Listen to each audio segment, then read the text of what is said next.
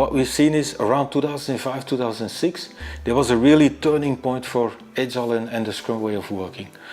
We said that Agile and Scrum started crossing the chasm. They came out of this sort of black box situation where nobody knew what was really happening. Before that, it was like really enthusiastic people, pioneers, new people, or people into new stuff that were applying them, but it was not really sort of business oriented or largely adopted. So 2005, 2006 is what I call the start of the first Scrum Wave. That first Scrum Wave lasted about 5-6 years until 2010, 2011. So people got to know Scrum, recognized a lot of good ideas in Scrum, but was very sort of IT oriented. Now in that second Scrum Wave, around 2010, 2011, people wanted to apply Scrum at a larger scale because huge corporations, huge organizations discovered Scrum. So scale became a very important theme of the second Scrum Wave. The second Scrum Wave was also about divergence. It went sort of in all directions. But people didn't want to call it Scrum anymore. Other names, other movements, new frameworks, big frameworks, new models, whatever.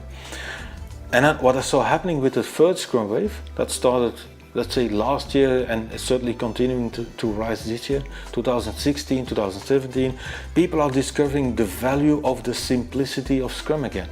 It's sort of not minor scale, it's still large scale, but at a large scale still going for the simplicity of Scrum. Complex solutions haven't helped people deal with complex challenges. So the simplicity of Scrum is actually helping. And I think we Scrum practitioners across the world can help organizations be more ambitious about that first Scrum Wave, take it a little step further and reinvent, re-emerge their organizations around Scrum. The world will keep speeding up. It will not slow down. So that simplicity of Scrum, that is here to stay. No matter how people package it or wrap it or give it different names, the essence, the content is here to stay. Looking back at history, 2 waves, about 5-6 years, my assumption is that the third Scrum Wave will be about 5-6 years again.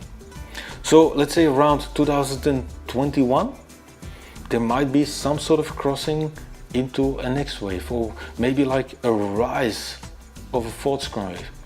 I have no idea what it will be about. You can't predict that, you can't control it, we can make assumptions. It's not helpful. It's more helpful to help companies now get the most out of the third Scrum Wave. And then we'll see what the fourth Scrum Wave will be about.